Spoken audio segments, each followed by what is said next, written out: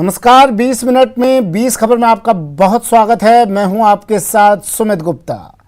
हम अगले 20 मिनट में आपको राजस्थान की 20 अहम खबरों से रूबरू करवाने वाले हैं। तो चलिए शुरू करते हैं 20 मिनट में 20 खबरों का सिलसिला। ढोल नगाड़े पर उन्मुक्त होकर नाचता शख्स, लेकिन तस्वीरें किसी शोभा यात्रा की नहीं बल्कि चित्तौड़गढ़ जिला अस्पताल की हैं। यकीन नहीं हो रहा ना, हो भी कैसे। अस्पताल में ऐसे दृश्यों की कहां कल्पना की जाती है, लेकिन जिसके बारे में कोई सोचने तक की जहमत नहीं उठाता, वो जिला अस्पताल में सच हो रहा। जी हां, हैरान परेशान करने वाली ये तस्वीरें चित्तौड़गढ़ जिला अस्पताल की ही हैं। ये तस्वीरें उस अंधविश्वास की हैं जिसका कोई आधार नहीं है। दरअसल वैशाख माह में जिला अस्पताल में पोर्च से लेकर वार्ड तक ऐसी ही तस्वीरें देखी जाती हैं। मान्यता है कि जिन लोगों की अकाल मृत्यु हो जाती है, उनकी आत्मा देव रूप में अस्पताल में आती है और उसे ले जाने के लिए परिजन ढोल नगाड़े, पूजा की थाली लेकर अस्पताल पहुंचते हैं, जहां किसी और के शरीर में आत्मा प्रवेश करती है और उसके बाद का नजारा लोगों के लिए किसी तमाशे से कम नहीं होता है। ऐसा नहीं है कि इन्हें रोकने की कोशिश नहीं की जाती है। ऐसे लोगों को जो अपने पूर्वजों की आत्माएं लेने अस्पताल पहुंचते हैं, अस्पताल परिसर के भीतर सिक्योरिटी गार्ड, अस्पताल स्टाफ लगातार रोकने की कोशिश करता है। ताबड़तोड़ वार, न कोई रहम न कोई सरोकार। इंसान के सर पर जब गुस्सा सवार होता है तो उसकी सोचने समझने की शक्ति जवाब दे जाती है। वो वहशत का पुतला बन जाता है। जैसलमेर से आई तस्वीरें इसकी तस्दीक कर रही हैं। रामगढ़ में आसुतार चौराहे पर एक रेस्टोरेंट में अपने 2 साथियों के साथ बैठे दिव्यांग व्यक्ति पर 6 लोगों ने जानलेवा हमला कर दिया। लोगों ने उसके साथ जमकर मारपीट की, जिसका सीसीटीवी फुटेज भी सामने आया है। पीड़ित दिव्यांग ईदान खान ने रामगढ़ थाने में नामजद रिपोर्ट दर्ज कराई है, लेकिन घटना के 3 दिन बाद भी हमलावरों के खिलाफ कोई कार्रवाई नहीं की गई है। हमलावरों के खिलाफ कोई कार्रवाई नहीं होने के कारण पीड़ित दिव्यांग में भय व्याप्त है। कल नहीं परसों में यहाँ होटल में बैठे, दूध दे के बैठे थे, तो कोई देना लेना था ही नहीं, कोई बातचीत ही नहीं थी। ऐसे तो वो कम से कम 20 आदमी थे, 2 गाड़ियां थी, 3 मोटरसाइकिल थे। हम बैठे थे, हमारे साथ इमाम खान और नसीर खान बैठे थे। तो हम तो ऐसी बातें कर रहे थे, कोई घर की बातें कर रहे थे। उन्होंने कोई उनको झगड़ा हमारे से करना था, कोई मारने की धमकी दी थी और गाड़ी लेके आए, हमारे से मारपीट की और मुझे मारा। कमरे में बिखरे सामान और मौके पर जुटी भीड़। तस्वीरें दौसा के बांदीकुई की हैं। मंगलवार रात चोरों ने इस मकान को निशाना बनाया और 10 लाख रुपए की चोरी कर डाली। मिली जानकारी के मुताबिक चोर मकान से 6 लाख की नकदी और सोने चांदी के आभूषण चुरा ले गए। जिस घर में चोरी हुई उस घर में 9 मई को शादी होने वाली थी। ऐसे में दुल्हन, उसकी मां और 2 मौसियों के सोने के आभूषण रखे हुए थे। इसके अलावा शादी के लिए 6 लाख रुपए भी घर पर थे। चोरों ने घर की महिलाओं के करीब 4 लाख के सोने के आभूषण और 6 लाख रुपए चुरा लिए। बांदीकुई के कुटी मोहल्ले में ये घटना हुई। घटना के समय घर के अधिकतर लोग शादी से पहले लग्न लेकर हरियाणा के सिरसा चले गए थे। वहीं घर में कुछ महिलाएं मौजूद थी। रात के समय चोरों ने घर के पीछे की खिड़की तोड़कर घर के अंदर प्रवेश किया और वारदात को अंजाम दे गए। सुबह जब घर की महिलाएं जगी तो चोरी की वारदात का पता चला। इसके बाद घर की महिलाओं का रो रो कर बुरा हाल हो गया। घटना की जानकारी मिलने के बाद बांदीकुई थाना पुलिस भी मौके पर पहुंची और मौका मुआयना कर चोरों की तलाश में जुट गई। 12 जिले में चोरों की चांदी है। जिले में चोर लगातार मकानों को निशाना बना रहे हैं और पुलिस लकीर पीटती रह जा रही है। हाल के दिनों में कोतवाली थाना क्षेत्र के 2 मकानों में चोरी हुई। उसके अगले दिन कवाई थाना क्षेत्र के मकानों में चोरी और फिर उसके बाद मंगलवार रात चोरों ने चीपा बड़ौद में 2 मकानों को निशाना बनाया। मंगलवार रात अज्ञात चोरों ने चीपा बड़ौद के 2 घरों में घुसकर लाखों रुपए के कीमती गहने और नकदी पर हाथ साफ कर लिया। चीपा बड़ौद में तेजा जी गली में स्थित 2 मकानों को चोरों ने निशाना बनाया। यहाँ रहने वाले सभी सदस्य शादी में गए हुए थे। पीछे से अज्ञात चोर 2 घरों में ताला तोड़कर चोरी की वारदात को अंजाम दे गए। चोर अंदर कमरे में रखे सोने चांदी के गहने और नकदी चुरा ले गए, जिसे घर के लड़के की शादी के लिए अभिभावकों ने बनवाए थे। सुबह घर के पीछे टूटी हुई संदूक और कागजात मिले, जहां पर चोरों के लठ और पत्थर भी पड़े हुए थे। सूचना पर पहुंची पुलिस ने अज्ञात चोरों के खिलाफ रिपोर्ट दर्ज कर पड़ताल शुरू कर दी है।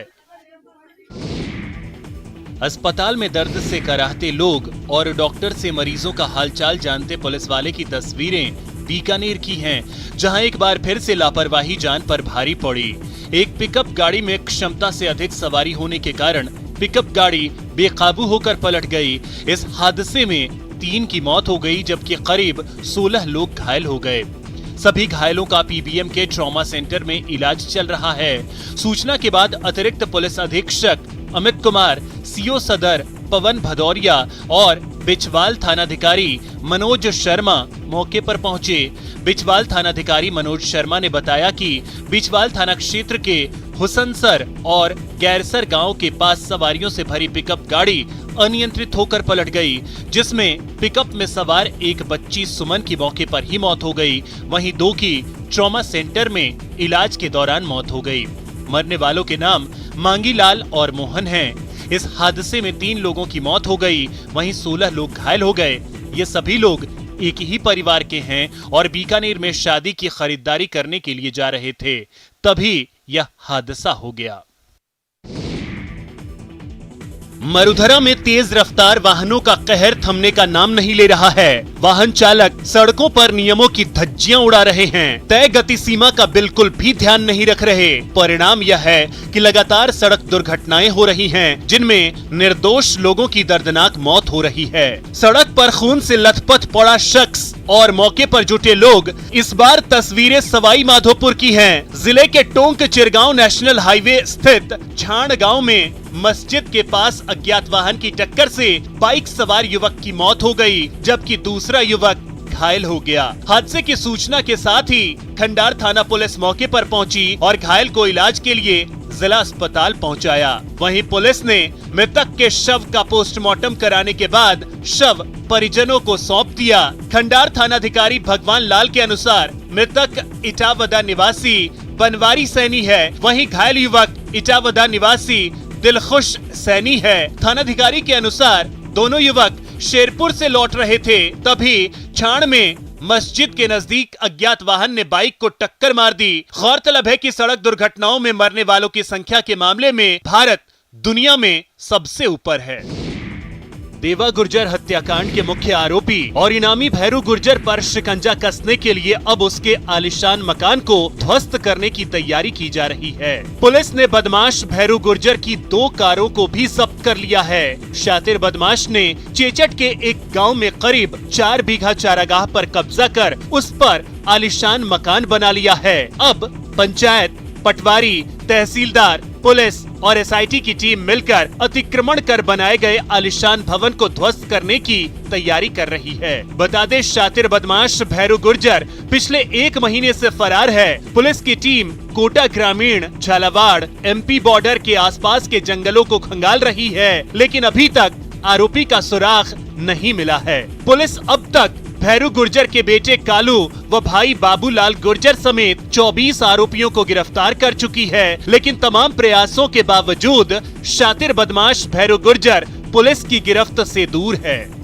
भैरूलाल गुर्जर के जो संभावित स्थल हैं जहां वो जा सकता है, जहां उसकी रिश्तेदारियां थी, वहां सभी जगह टीमें भेजी हैं और आज सूचना संकलन हमारे द्वारा की जा रही है।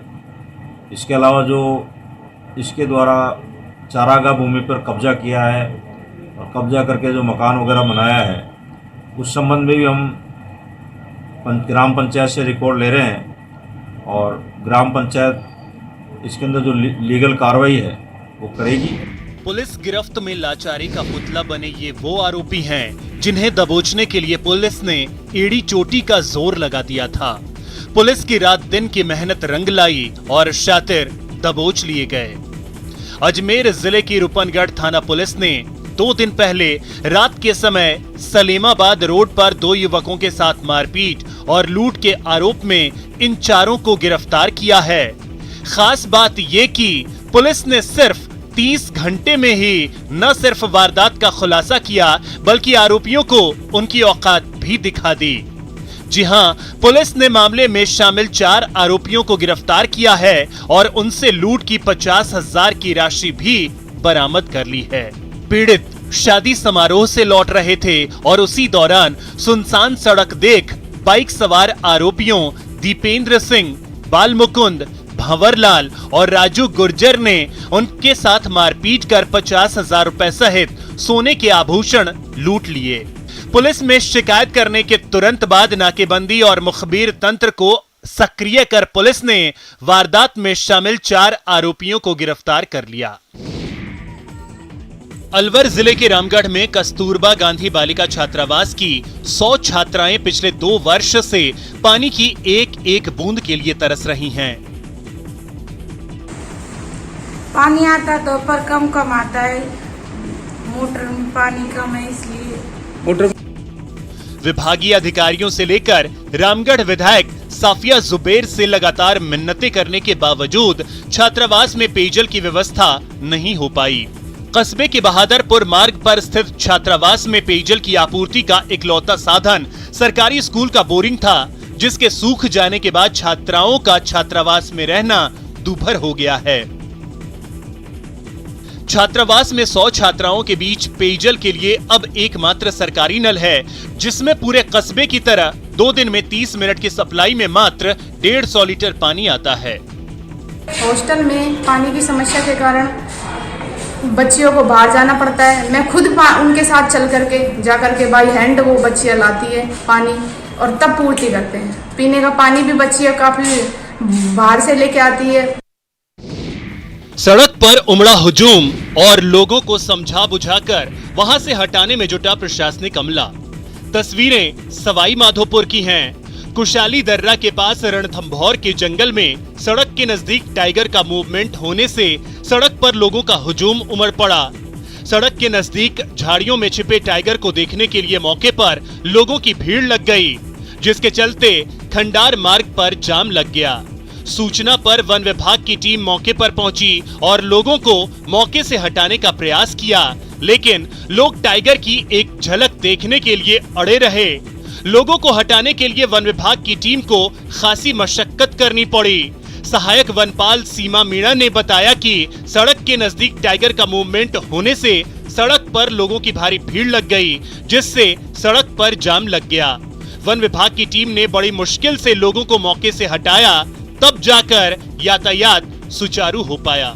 रोड के किनारे देखिए टाइगर है सामने, जो पब्लिक यहाँ पे जाम लगा हुआ है और काफी पब्लिक है तादाद में यहाँ पर। टाइगर कौन सा दिख रहा है? ये टाइगर है यहाँ पर, ये मेल है ये। अच्छा, और यहाँ जाम लग चुका है? बिल्कुल, यहाँ जाम लग चुका है। वन विभाग के कर्मचारी भी यहाँ मौजूद हैं। दिन के उजाले में जलते बल्ब सीएम की अपील की सरासर अनदेखी है, लेकिन कोई समझे तब ना। परेशान करने वाली ये तस्वीरें भरतपुर की हैं। जी हाँ, यहाँ बिजली विभाग और नगर निगम की अनदेखी के चलते लगातार बिजली बर्बाद हो रही है, जबकि ग्रामीण क्षेत्रों में 10 से 12 घंटे तक की बिजली कटौती की जा रही है।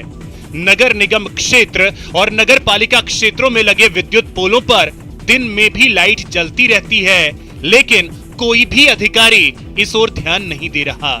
जबकि प्रदेश के मुखिया अशोक गहलोत भी बिजली बचाने को लेकर अपील कर चुके हैं, लेकिन उस अपील का भी विभाग के अधिकारियों पर कोई असर दिखाई नहीं दे रहा। जगह जगह विद्युत पोलों पर 1 से अधिक लाइट लगी हुई है और सभी दिन के उजाले में भी जलती रहती हैं। वो भी तब जब बिजली संकट की वजह से शहर में 1 घंटे की बिजली कटौती, जिला लेवल पर 2 घंटे की कटौती और ग्रामीण क्षेत्रों में 10 से 12 घंटे की कटौती की जा रही है।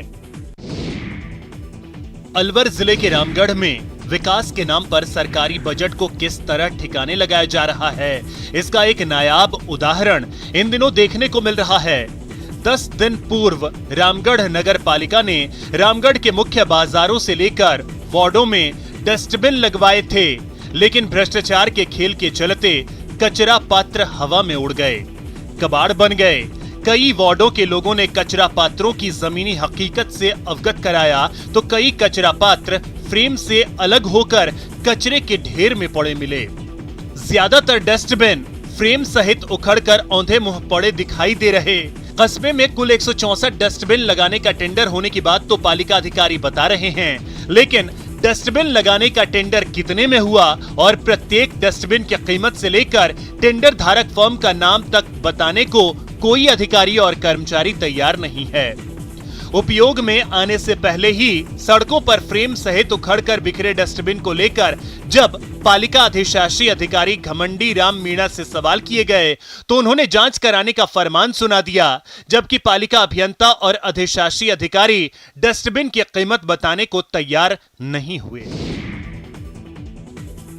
डूंगरपुर कलेक्ट्री पर भारतीय जनता पार्टी ने प्रदेश में फैल रही असामाजिक गतिविधियों के विरोध में राज्यपाल के नाम कलेक्टर को ज्ञापन सौंपकर असामाजिक तत्वों के खिलाफ सख्त कार्रवाई की मांग की है। बीजेपी जिला अध्यक्ष प्रभु पांड्या और नगर मंडल अध्यक्ष दिलीप नागदा के नेतृत्व में भारतीय जनता पार्टी के कार्यकर्ता कलेक्ट्री पर जुटे और राज्य में बिगड़ती कानून व्यवस्था पर जमकर प्रदर्शन किया। पांड्या ने कहा कि जालौरी गेट जोधपुर पर 2 मई को जो कुछ हुआ वो सरकार और इंटेलिजेंस की नाकामी है। असामाजिक तत्वों ने स्वतंत्रता सेनानी की मूर्ति के चारों तरफ जो आपराधिक गतिविधियों को अंजाम दिया, उससे ये साबित होता है कि प्रदेश में कानून का राज नहीं बचा है। इसे लेकर भारतीय जनता पार्टी ने राज्यपाल के नाम अतिरिक्त जिला कलेक्टर को ज्ञापन सौंपा और प्रदेश का माहौल बिगाड़ने वाले असामाजिक तत्वों के खिलाफ सरकार से कड़ी कार्रवाई की मांग की। हड़ौती संभाग के सबसे बड़े एमबीएस अस्पताल के ब्लड बैंक में एक बार फिर सिस्टम की लापरवाही देखने को मिली। बिजली गुल होने और मरीजों की परेशानियों का वीडियो अब सोशल मीडिया पर वायरल भी होने लगा है। बिजली गुल होने से एमबीएस के ब्लड बैंक में करीब 40 मिनट तक अंधेरा छाया रहा। इस दौरान टॉर्च की रोशनी में क्रॉस मैच लगाने पड़े और लाइट नहीं होने से समय पर डोनर भी ब्लड नहीं दे पाए। घटना 2 मई देर रात की है। ब्लड बैंक में 3 से 4 बार लाइट बंद हुई। केशवपुरा निवासी कुलदीप ने बताया कि उनकी परिचित महिला भवरी बाई को हादसे में अधिक खून बह जाने से एमबीएस में भर्ती कराया गया, जहां डॉक्टर ने ब्लड चढ़ाने की जरूरत बताई। वो अपने दोस्त के साथ देर रात ब्लड बैंक पहुंचा, लेकिन वहां अंधेरा छाया हुआ था। कुलदीप के मुताबिक 1.5 घंटे में 2 बार ब्लड बैंक के चक्कर लगाए, लेकिन लाइट नहीं आई। ब्लड बैंक का जनरेटर भी बंद पड़ा था। हमारा पेशेंट घायल हो गया था, भंवरी बाई, जो अजनावर की निवासी है। तो हम उनको एमबीएस लेके गए, तो उनको ब्लड की अर्जेंट जरूरत थी। तो वहाँ पर एमबीएस ब्लड बैंक में गए ना, तो वहाँ पर क्या लाइट गई हुई थी, करीबन 2 घंटे तक गई हुई थी। हमने 2 से 3 बार चक्कर काटे, लेकिन उन्होंने सेम पर ही लिया। डोनेट करने के लिए कोई सुविधा नहीं थी। नागौर जिले के गोटन थाना इलाके के दधवाड़ा गांव में दलित दूल्हों की बिंदौरी पुलिस सुरक्षा में निकाली गई। इसके बावजूद बिंदौरी के आगे निकलते ही कुछ लोगों ने पत्थरबाजी शुरू कर दी। इस पत्थरबाजी में 2 महिलाओं सहित 6 लोग घायल हो गए, जिसके बाद पुलिस ने तत्काल ही हालात संभाले और सुरक्षा के बीच बिंदौरी को संपन्न कराया। साथ ही पत्थर फेंकने के आरोप में 2 महिलाओं सहित 9 लोगों को गिरफ्तार किया। बताया जा रहा है कि दधवाड़ा गांव में बगदा राम मेघवाल के 2 पुत्रों की बिंदौरी निकालने को लेकर 10 से 15 दिन पहले 2 युवकों में कहासुनी हुई थी, जिसके चलते 28 अप्रैल को उसने पुलिस को एक प्रार्थना पत्र देकर हालात के बारे में बताया था। अतिरिक्त पुलिस अधीक्षक राजेश मीणा की मौजूदगी में बिंदौरी निकालने की माकूल व्यवस्था की गई। दधवाड़ा ग्राम के मुख्य गवाड़ से बिंदौरी निकलने के बाद कुछ लोगों ने बिंदौरी निकालने की जीत का जश्न मनाते हुए अश्लील हरकतें की, जिसका विरोध किया गया। मामला बढ़ गया और पत्थरबाजी में कई महिलाएं और पुरुष समेत पुलिसकर्मी भी घायल हो गए। पिंक सिटी में कचरा निगमों की परेशानी का बड़ा कारण है। साफ सफाई के बाद कचरे का निस्तारण नहीं होने से डंपिंग यार्ड अब कचरे के पहाड़ में तब्दील होते जा रहे हैं, जिसके चलते पर्यावरण तो दूषित हो ही रहा है, अब जमीन भी खराब हो रही है जहां कचरे के यार्ड हैं। अभी हालात यह है कि शहर में करीब 12 क्यूबिक मीटर कचरा जमा है। कचरे के सेग्रीगेशन और रिसाइकलिंग के लिए अब जयपुर के नगर निगम स्मार्ट सिटी और SBM 2 की फंडिंग से नए प्लांट लगाने की तैयारी चल रही है। शहर में प्रत्येक दिन 1500 टन कचरा जनरेट हो रहा है, लेकिन इस कचरे को सेग्रीगेट कर रिसाइकिल करने के लिए सिर्फ 350 टन का एक RDF प्लांट ही है, जिसके चलते 700 टन कचरे को एनर्जी में कन्वर्ट करने वाला वेस्ट टू एनर्जी प्लांट और बिल्डिंग मटेरियल वेस्ट को निस्तारित कर ब्रिक्स बनाने वाला C&D वेस्ट प्लांट स्थापित किए जाने पर काम किया जाना है। बायो CNG प्लांट को लेकर PPP बेस पर प्रोजेक्ट बनाया गया है। अब 700 टन के कचरे को निस्तारित करने के लिए वेस्ट टू एनर्जी प्लांट और इसके साथ ही अगले 6 महीने में वेस्ट का प्लांट भी तैयार हो जाएगा। इसे लेकर स्मार्ट सिटी के CEO और हेरिटेज निगम के कमिश्नर अवधेश मीणा ने बताया कि वेस्ट टू एनर्जी प्लांट और C&D वेस्ट प्लांट को लेकर फंडिंग की प्रॉब्लम आ रही थी, जिसे SBM2 और स्मार्ट सिटी के जरिए निस्तारित कर लिया गया है। C&D वेस्ट की बात करें तो उसमें भी सेम जो इशू आ रहा है वो फंडिंग से रिलेटेड था, तो उसकी फंडिंग की व्यवस्था भी हमारी लगभग चालू हो चुकी है और जो लैंड लीज का एग्रीमेंट है वो फाइनल स्टेज पे है, तो C&D वेस्ट प्लांट भी 6 महीने के अंदर जयपुर शहर में चालू हो जाएगा। सीकर जिले के श्रीमाधोपुर में एक परिवार ने समाज में एक नया उदाहरण पेश किया है। यहाँ पर कोरोना से पति की मौत के बाद सास ससुर ने बहू का कन्यादान किया। सास ससुर ने बेटे की मौत के 1 साल बाद ही अपनी बहू का कन्यादान किया। कन्यादान के साथ ही ससुर ने बहू के नाम 2,10,000 की FD भी करवाई।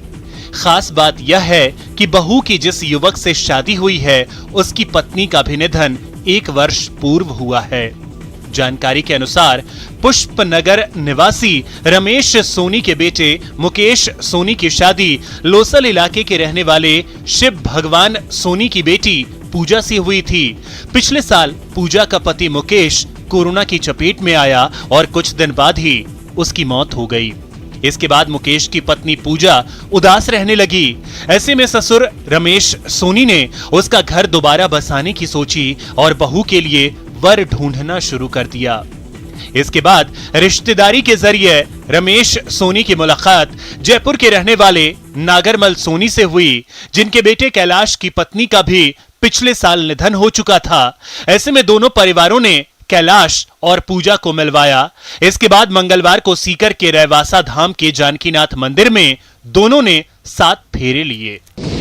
वर्तमान वैज्ञानिक युग में कई बार मौसम विभाग अनुमान और कयासों में फेल नजर आता है, पर राजसमंद अजमेर पाली जिले की वन क्षेत्र में राजसमंद जिले के भीम तहसील क्षेत्र के गांव मंडावर स्थित केरुंडा बाबा रामदेव मंदिर पर 100% सटीक भविष्यवाणी की जाती है। मंडावर गांव से पश्चिम दिशा में सघन वन क्षेत्र में तेज पहाड़ी ढलान पर रोड और कुंड शगुन समेत मंदिर परिसर में 2 तरह से शगुन देखे गए। इसके अनुसार अच्छे संकेत मिले हैं। मगरा मेवाड़ में सुखद वर्षा की आस जगी है। पहला शगुन 4 अलग अलग कुंड जो कि वर्षा काल में 4 महीनों और 4 क्षेत्रों मारवाड़, मालवा, मेवाड़ और मगरा के होते हैं। इन सूखे पड़े कुंडों में पूजा अर्चना के उपरांत पानी आने, जल स्तर कम ज्यादा होने के आधार पर आकलन करते हैं। दूसरी तरह के शगुन में लाखागुड़ा के दलाराम सालवी के सानिध्य में 5.25 किलो आटे का बड़ा रोट कुंड से निकले पानी से बनाकर उस पर कच्चा धागा लपेटा जाता है। इसे धधकते अंगारों पर कई घंटों के लिए छोड़ दिया जाता है। आने वाले वर्ष की वर्षा